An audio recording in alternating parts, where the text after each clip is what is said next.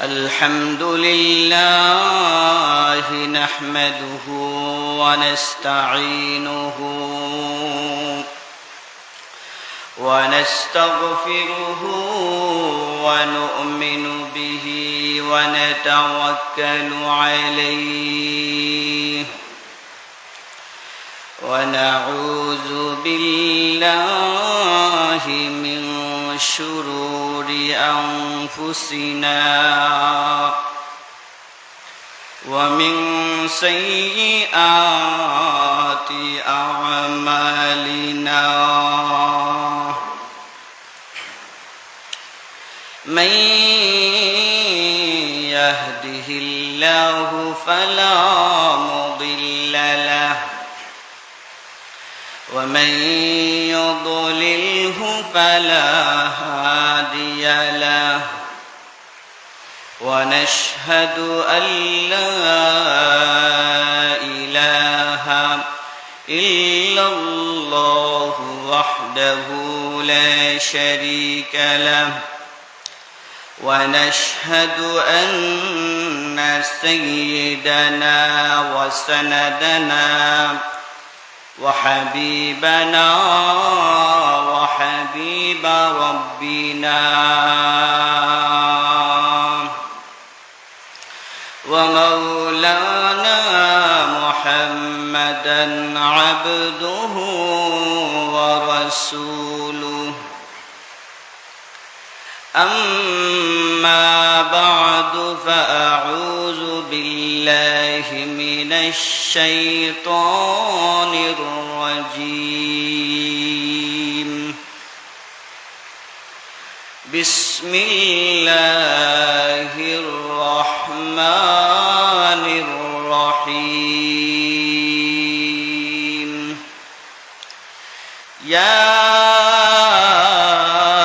أيها الذين آمنوا اذكروا نعمة الله عليكم إذ جاءتكم جنود فأرسلنا عليهم ريحا وجنودا لم تروها وكان الله بما تعملون بصيرا.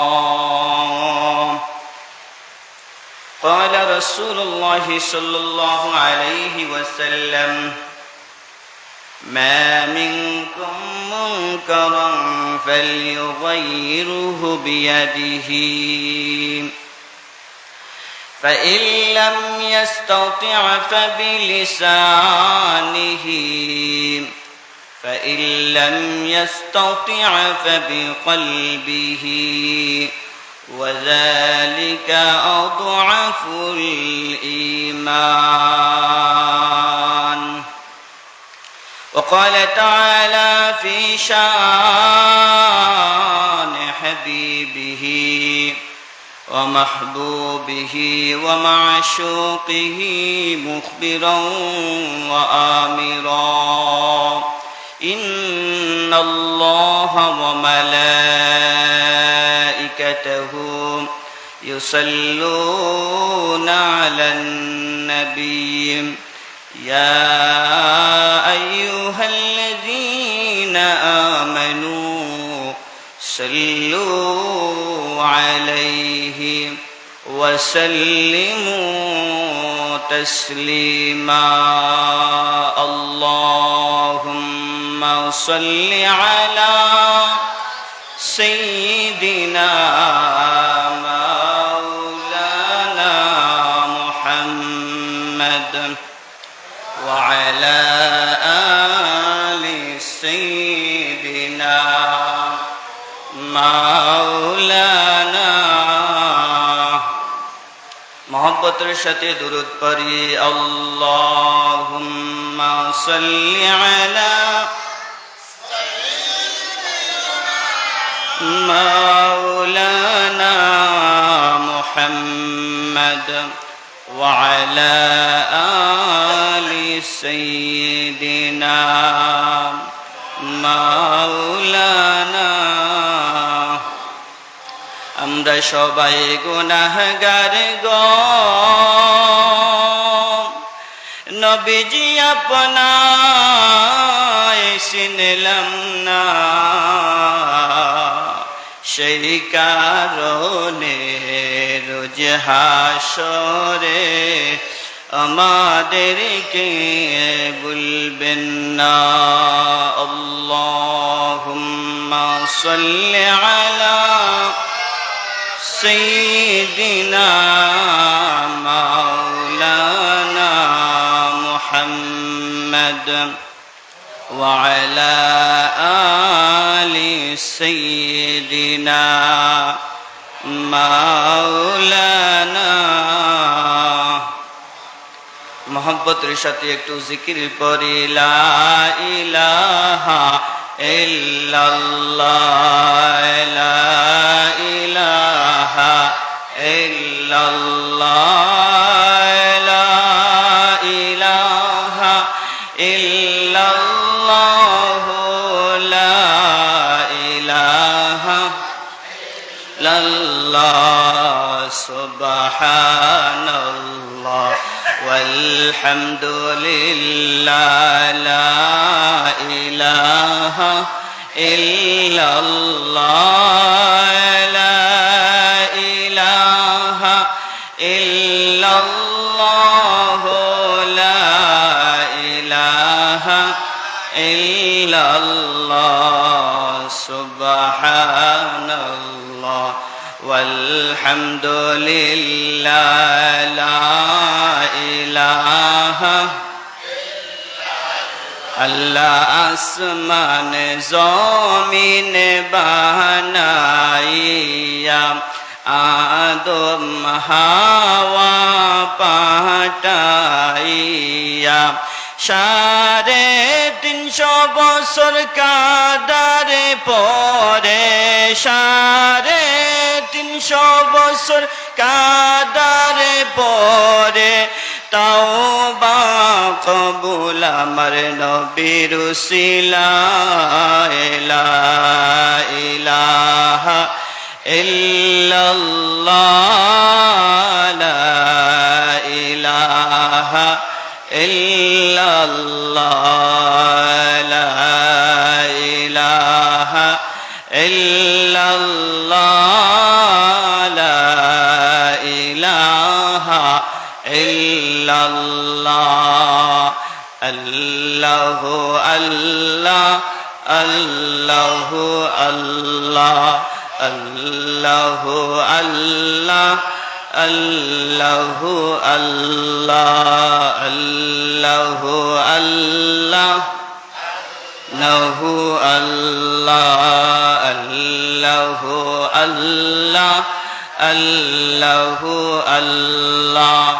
সামনেতে আল্লাহ, পিছনেতে আল্লাহ, আল্লাহু আল্লাহ, আল্লাহু আল্লাহ।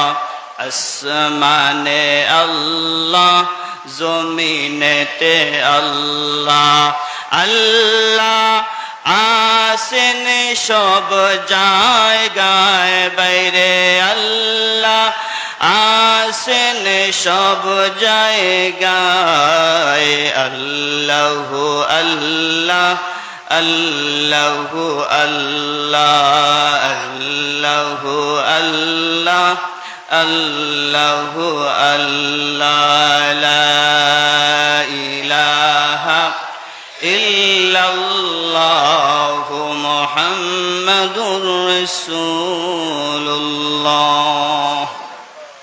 সাল্লাল্লাহু আলাইহি ওয়াসাল্লাম। মহান আল্লাহ পাক রব্বুল আলামিনের দরবারে আমরা শুকর আদায় করি,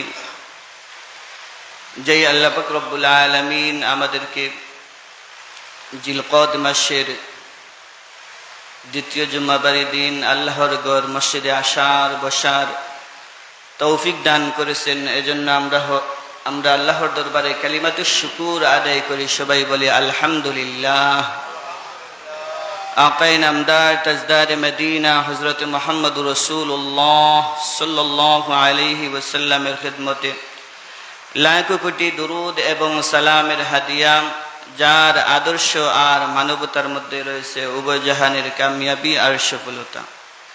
सम्मानित हाजिरिन, एलाकार सर्वस्तरेर मुसलमान भाइरा, मुरब्बी बाबारा, युवक भाइरा, पर्दानिशीन मा एवं बोनेरा, যেই মাসে আমরা অবস্থান করতেছি এই মাস হলো হজের মাসের দ্বিতীয় মাস। তিনটা মাসে হজ হয়, শাওয়াল মাস, জিলকদ মাস, জিলহজ মাস। যেহেতু শাওয়াল মাস এবং জিলকদ মাসে হিজরির ৫ম নম্বর হিজরিতে একটা যুদ্ধ হয়েছিল আল্লাহ নবীজির জামানায়। সেই যুদ্ধের নাম হলো খন্দকের যুদ্ধ। এবং এর আগে ৪র্থ হিজরিতে আর একটা যুদ্ধ মদিনার মধ্যে হয়েছিল ইহুদিদের সাথে। সেই যুদ্ধ হলো বনু নাজির যুদ্ধ। বনু নাজিরের যুদ্ধের পরে খন্দকের যুদ্ধ হয় ৫ম হিজরিতে। এই খন্দকের যুদ্ধের পরেই আর একটা যুদ্ধ হয় বনু কুরাইজার যুদ্ধ। তো শাওয়াল মাস এবং জিলকদ মাসে খন্দকের যুদ্ধ হয়।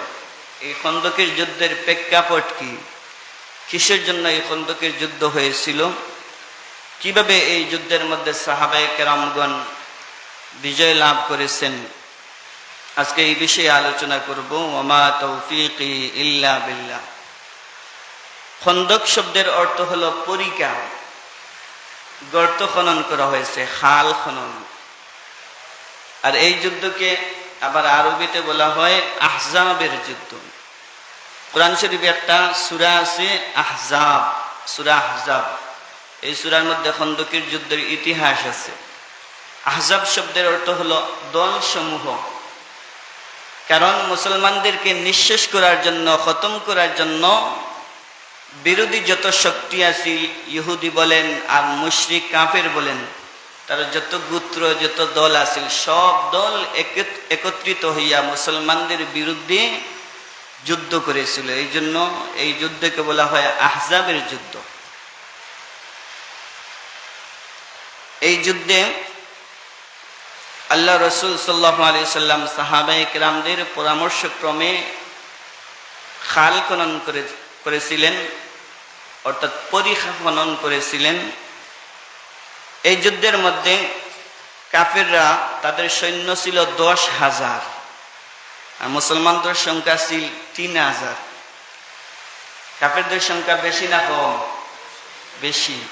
আর মুসলমান মাত্র ৩,০০০। এই যুদ্ধ, এই জায়গা হইল খন্দকের যুদ্ধ হয়েছে মদিনার উত্তর দিকে। উহুদের যে ময়দান, এই ময়দানটির সামনে নিয়ে এই পরিখা খনন করা হয়েছে মদিনার উত্তর দিকে।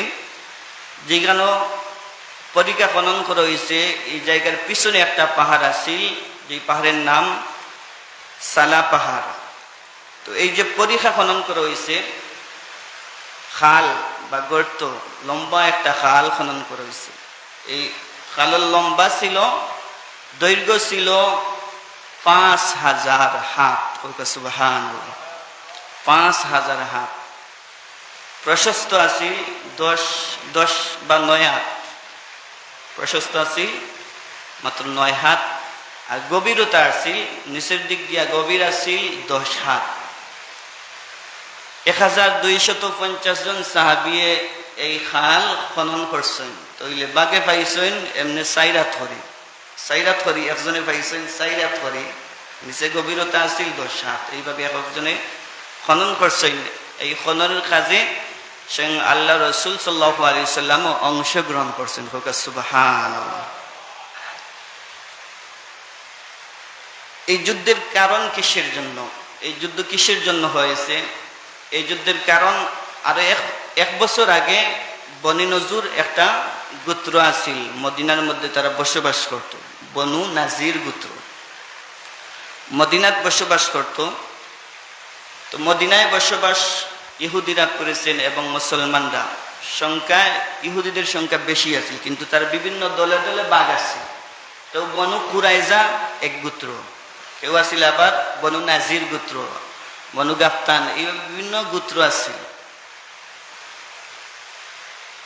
কিন্তু তারা ইহুদি, মুসা আলাইহিস সালামের ধর্ম তারা পালন করে, কিন্তু ভিতরে ভিতরে তারা মুসলমানদের বালা পায় না।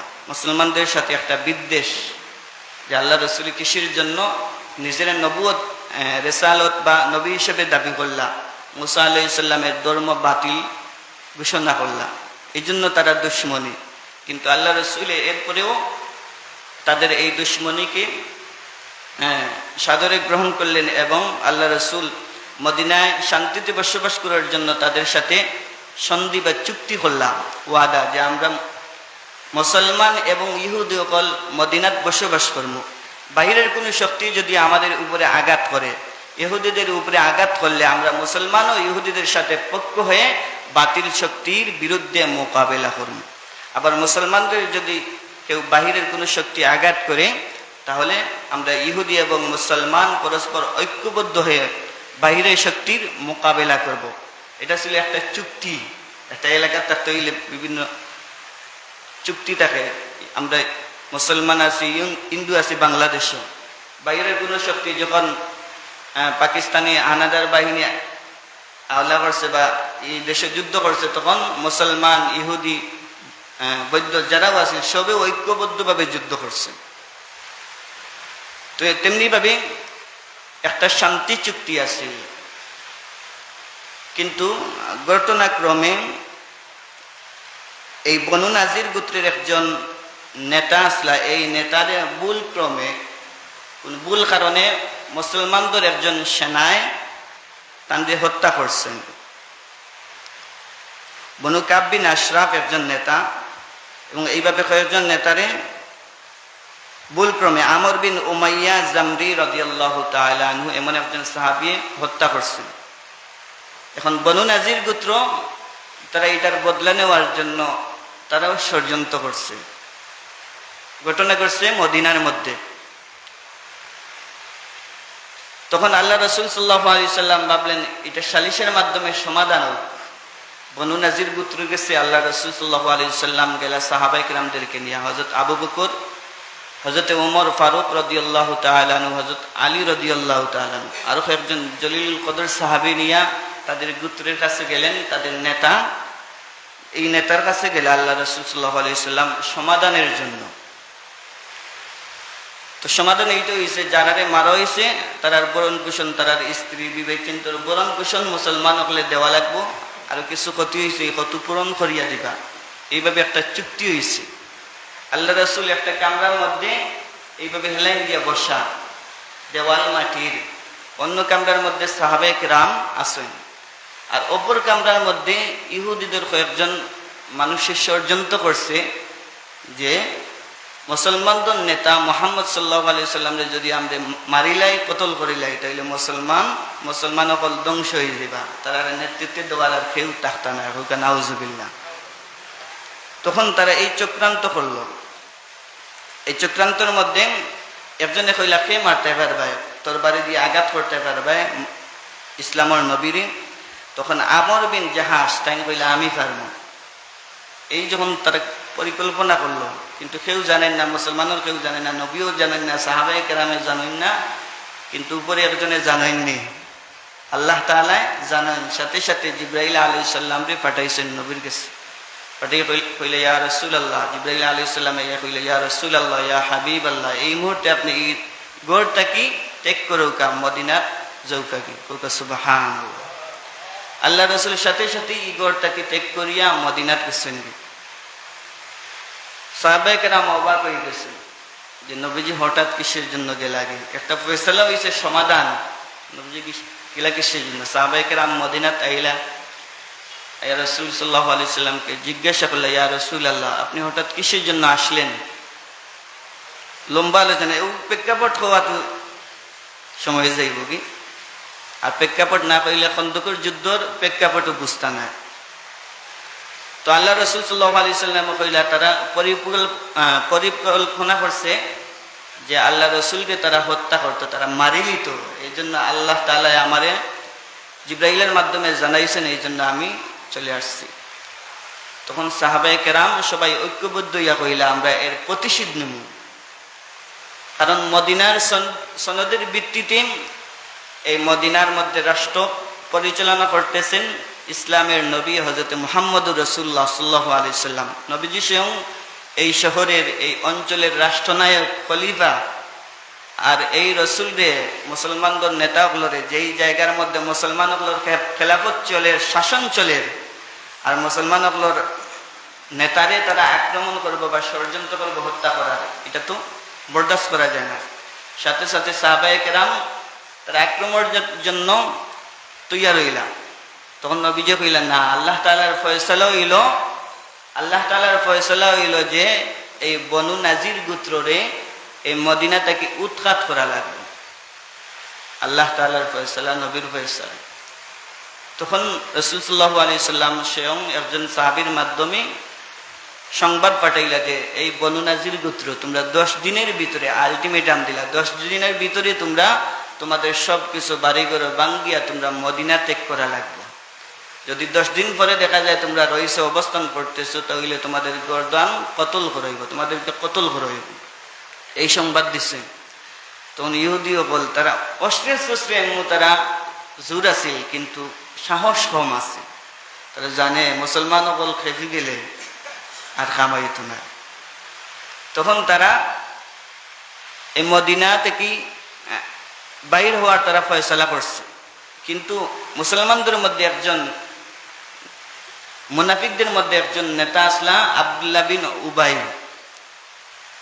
গেছেন এই বনু নাজির গোত্রের বড় বড় নেতাগুলোর সাথে বৈঠক করলা যে তোমরা এই মদিনার মানুষ, এইখানে তোমরা জন্ম হয়েছে, এটা তোমরা ছাড়তে পারতে না।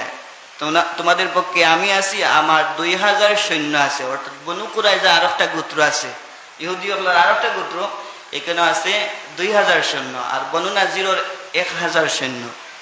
মোটই গেছ 3000, আর মুসলমানদের সংখ্যাও 3000। আব্দুল্লাহ বিন উবাই তাই কইছেন, আমি 2000 সৈন্য দিয়া তোমরা সাহায্য করমু, তোমরা প্রয়োজনে মুসলমানদের বিরুদ্ধে যুদ্ধ করো। হোক নাউজুবিল্লাহ। এই ঘটনা আল্লাহ তাআলা কুরআন শরীফ 28 নম্বর পারা 6 নম্বর পৃষ্ঠা 59 নম্বর সূরা হাশরের 11 নম্বর আয়াতে বলেন, আলাম তারা ইলাল্লাযীনা নাফাকু ইয়াকুলুনা লিইখওয়ানিহিমুল্লাযীনা কাফারু মিন আহলিল কিতাব। এই আহলে কিতাব যারা, ইহুদি যারা, এরা রে আব্দুল্লাহ বিন উবাই কইছে, তোমরা আমরার ভাই, তোমরা মদিনা ছাড়িয়া যাইও না, আমরা তোমরা সাথে আছি। লাইন উখরিজতুম লানাখরুজান্না মাআকুম, যদি তোমরা মদিনা থেকে বাইর হও, তোমাদের সাথেও আমরা বাইর হইব। ওয়ালা নুতিউ ফীকুম আহাদান আবাদা, আমরা মুসলমানদের হাতে, মুসলমানদের সামনে আমরা মাথা নত করব না, প্রয়োজনে তোমার পক্ষ নিব। ওয়ালাইন কুতিলতুম লানানসুরান্নাকুম, তোমরা যদি মুসলমানদের বিরুদ্ধে যুদ্ধ করো, লানানসুরান্নাকুম, আমরা 2000 সৈন্য তোমাদেরকে সাহায্য করব। তারা এই ষড়যন্ত্র করছে। আল্লাহ তাআলা কুরআন শরীফ এই আয়াত নাযিল করিয়া নবীরে জানাইরা, ওয়াল্লাহু ইয়াশহাদু ইন্নাহুম লাকাযিবুন। আব্দুল্লাহ বিন উবাইয়ে যেই ওয়াদা দিছেন, তারা একটা মিথ্যা ওয়াদা দিছেন। হোকা নাউজুবিল্লাহ। ইহুদি হলরে যেই ওয়াদা দিছেন একটা মিথ্যা। যখন তারাও সাহস পাইছে যে 2000 সৈন্য দিয়ে আমরা রে আব্দুল্লাহ বিন উবাইয়ে সাহায্য করবা, তাইলে তো আমরা মদিনা ত্যাগ করার কারণ নাই, আমরা মুসলমানদের বিরুদ্ধে প্রয়োজনে যুদ্ধ করব। তারাও সংবাদ দিছে ইসলামের নবীরে যে আপনি প্রয়োজনে আমাদের সাথে যুদ্ধ করতে হইলে আমরা প্রস্তুত আছি, আমরা মদিনা ত্যাগ করতাম না। তো আল্লাহ রাসূল সাল্লাল্লাহু আলাইহি সাল্লাম সাথে সাথে সাহাবায়ে কেরামদের সাথে পরামর্শ করিয়া যুদ্ধের জন্য তারা যে দুর্গ আছিল তার এলাকারে অবরোধ করছেন। কোনো বর্ণনা আছে 6 দিন 6 রাত, কোনো বর্ণনা আছে 15 দিন 15 রাত অবরোধ করছেন। কিন্তু আব্দুল্লাহ বিন উবাইয়ে যে ওয়াদা করছিল, এই ওয়াদা তারা পালন করছেন না। তাই 2000 সৈন্য নিয়া ইহুদিদের পক্ষ হইয়া যে মুসলমানকে আক্রমণ করতে, এই যে ওয়াদা করছিল এই ওয়াদা তাই পূরণ করছেন না। এই জন্য আল্লাহ তাআলা কোরআন শরীফের মধ্যে করেন সূরা হাশরের 16 নম্বর আয়াত, কামাসালিশ শাইতান